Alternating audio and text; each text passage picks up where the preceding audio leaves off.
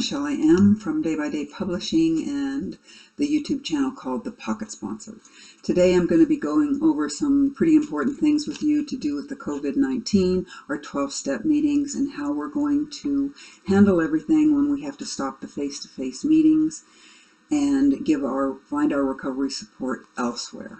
We're going to cover two things today. That is plans that we need to make with other members, our groups, and our clubhouses, pandemic plans we can call them. And two, how are we going to continue getting the recovery support that we need when our meetings close? It's not going to be an easy thing. Oh, it's also not going to last forever, but the World Health Organization has now declared this a global pandemic, which means we better be taking this pretty seriously and we better be making our plans now. Remember, this is not the flu, and this is not low risk. It's a very high risk situation that we're facing, health situation. Normally, the flu is takes the life of about 36,000 people on average per year here in the United States. Now, experts are telling us that this COVID-19 is 10 to maybe 30 times, they don't know for sure, more lethal than the regular seasonal flu. So that 10 times at the very lowest translates the 36,000 into 360,000 people that we're going to lose from the COVID-19. Around the world, we're talking millions of people. No, this is a serious topic, and we want to not be caught off guard. We want to be taking care of things now before the crisis hits. Okay, the elderly and the people with compromised immune systems are the ones most at risk, and our meetings are filled with them. So we're going to take steps to stop those face-to-face meetings. Just as soon as the pandemic hits our area, saturates our area, then it's time to stop and go into our action plans. Before any outbreak in your area, you need to create a plan for how you want to handle meetings, working with your sponsors, going to clubs. The first thing that you do before the pandemic hits the area is to take this seriously. Give your group and your members guidelines that they can use to protect themselves. I want you to watch the short video, 12-step meetings in the flu season, that preceded this. You're going to find downloads there for handouts that will give group and personal protection guidelines. You'll find the links in the description below, both that video and this video. Then post those guidelines, make handouts, give them to members. They need guidance, and you'll be able to provide it with these free handouts that you can print and pass out.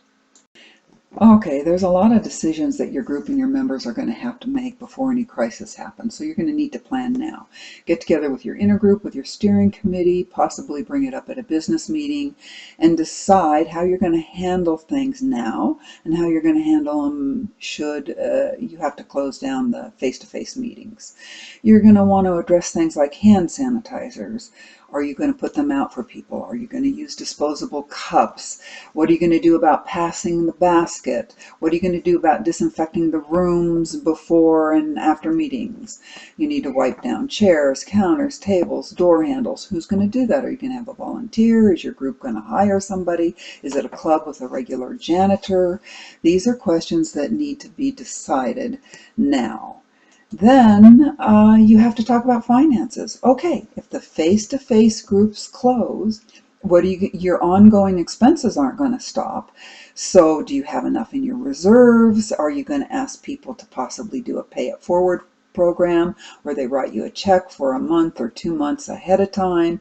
Maybe you can open up a PayPal account and put it on your website so that people can continue to contribute as if they were going to the meetings, because your expenses will keep going. You have virtual meetings, possibly your group can sponsor a virtual meeting, and then you have people pay through PayPal. And all of this will be discovered and outlined in the downloads that we have in the description of this video here.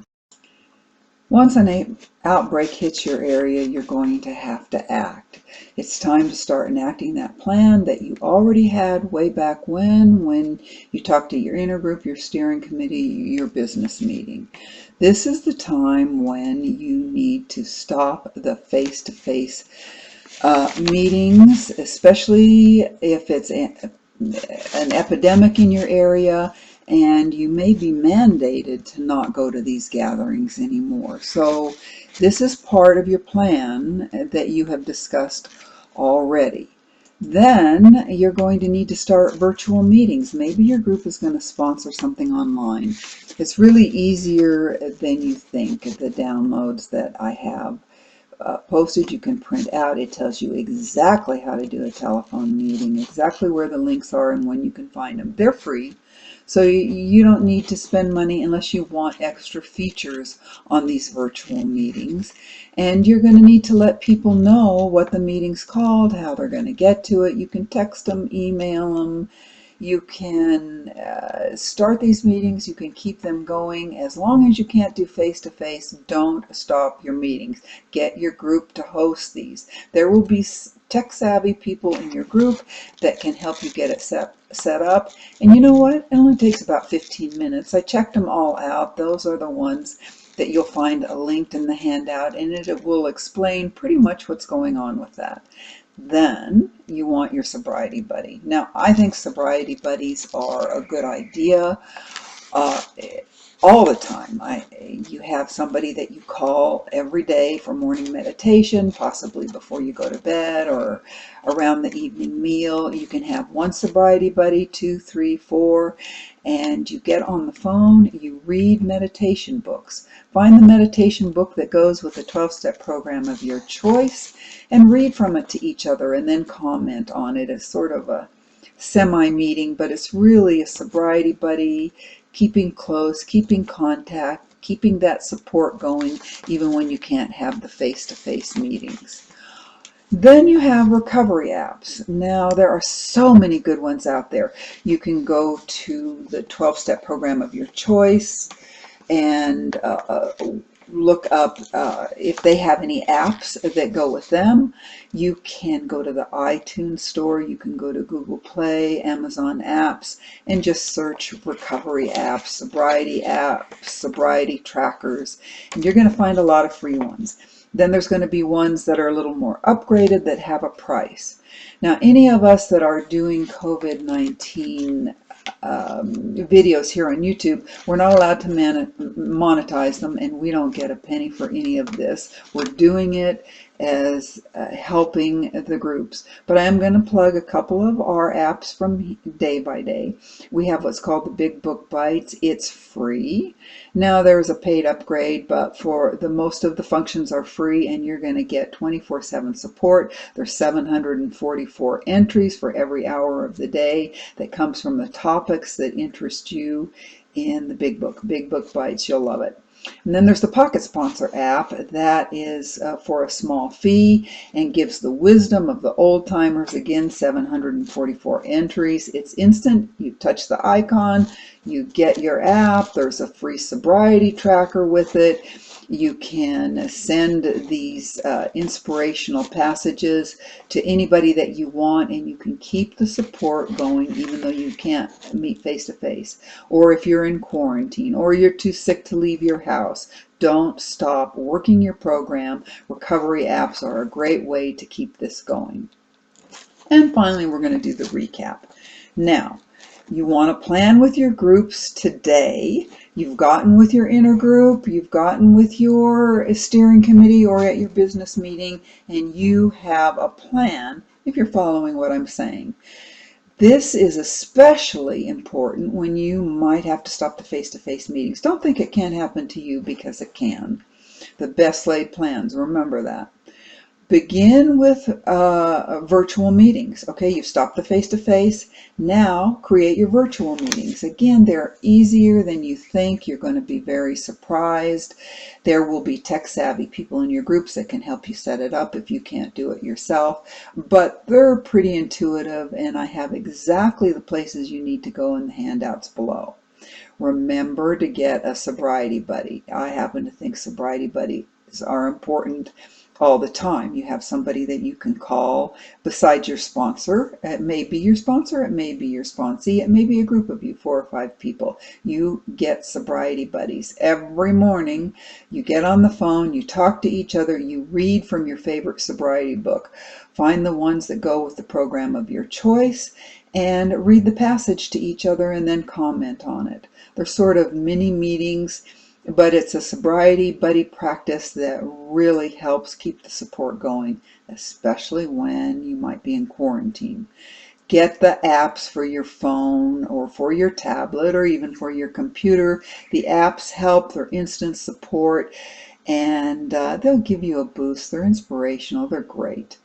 Finally, I want you to download the guidelines in this video and the guidelines that I presented in the video preceding this about 12-step meetings in COVID-19 or the flu season.